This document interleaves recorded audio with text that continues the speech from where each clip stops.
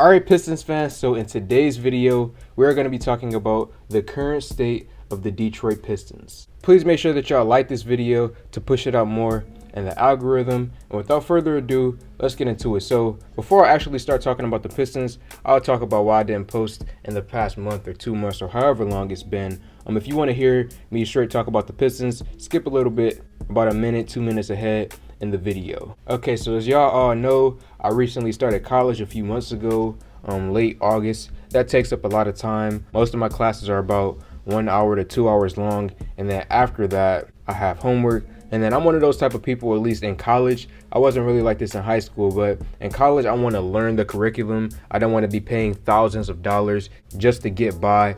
So outside of class, when I'm not there, I'm actually focusing on applying the skills I learned in there to other aspects in my life. And then even further from that, I ended up getting a part-time job because I'm paying for college myself. I know some people in high school, they applied themselves, they got good grades there, they got scholarships to go to college. That wasn't me. In high school, I didn't necessarily care about the curriculum, didn't really care about the school that I was at, so I didn't get a scholarship, so I have to pay for everything myself. I know there are some top tier athletes out there who tall, strong, just great athletes all around. They get a full ride scholarship to college. That isn't me. And then you have the last category of people who come from privileged families. They have their mother or their father or some family member paying for their college.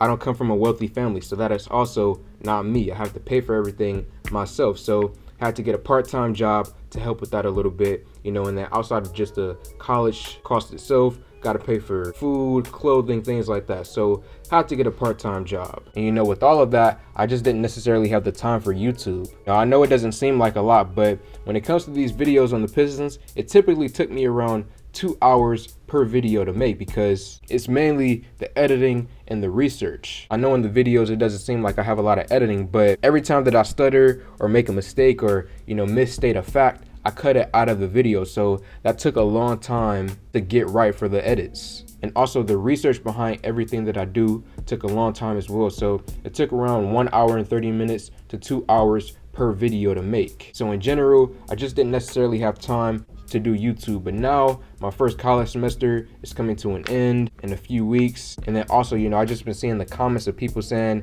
where am I? What have I been doing? When am I coming back? I have friends, family members telling me I need to get back on YouTube. So I'm finally here. I'm gonna try my best to post consistent Pistons content. It's gonna be rough, I'm not gonna lie. I'm not making any promises, but I will attempt my best to get back here on YouTube. And thank you for the people who stuck around. I think I lost around 30 subscribers, which is kind of rough. Without further ado, let's get to talking about the Pistons and the current state of this team. So at the time of filming this video, we currently have 5 wins and 17 losses. We are the worst team record-wise in the NBA, and we are currently 6 games back from the 8th seed in the Eastern Conference. Cade Cunningham, he started out the season a little bit passive. People were going at him, which I thought was foolish. I understood what Cade was trying to do, trying to get other guys involved, especially with having a new high-scoring guard like Jaden Ivey coming to the team.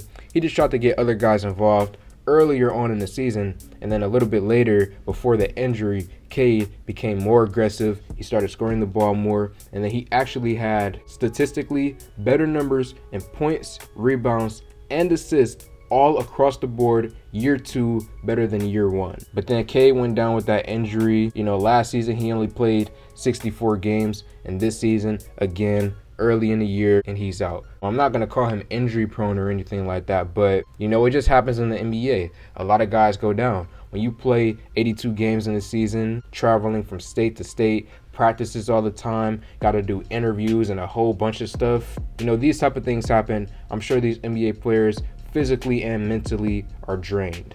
We had our free agency signing of Bogdanovich, and he's basically giving you everything you could have possibly asked for, especially in the scoring category. He's kind of taken that role where you thought Sadiq Bey would be coming into the season. We have Killian Hayes, who started out the season, getting around 1 to 2 points per game. People were making fun of him, calling him out again. And then as soon as K went down, he flipped that switch. And now Killian, almost every game is, he's getting around a double-double. And sometimes he might even get around a triple-double. He'll have a game where he gets 16 points, 6 rebounds, 7 assists, something like that. I still want to see him be more consistent with this long-term before we start making, any kind of statements about Killian Hayes. But it is good to see him take a step in the right direction, which I know people hate that term, especially being in Michigan, because we feel like the Lions, they always take a step in the right direction. People have been saying that since the Lions have been around and they haven't won anything. But yes, Killian is taking a step in the right direction. In general, talking about this team, we're simply not good this season.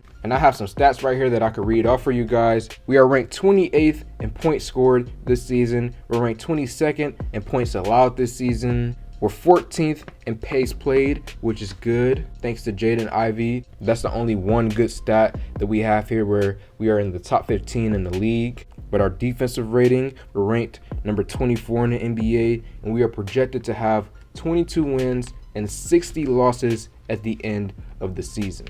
And you could blame all the negative aspects of everything on a multitude of things. You can try to say, oh, it's the injuries, guys were in the lineup. You could blame it on Dwayne Casey. You could go at certain players if you want to. But just in general, we're not a good basketball team this season. And in future videos, I'll discuss, specific reasons as to why I believe that's the case. That's all that I have for this video. I have around 6 to 7 more videos planned coming this upcoming week, so look out for those videos. I'll probably drop one every other day or 2 videos in one day, so keep a lookout for that. But make sure that you guys like this video, comment on this video, share this video. Thank y'all for 7K, and I'm out.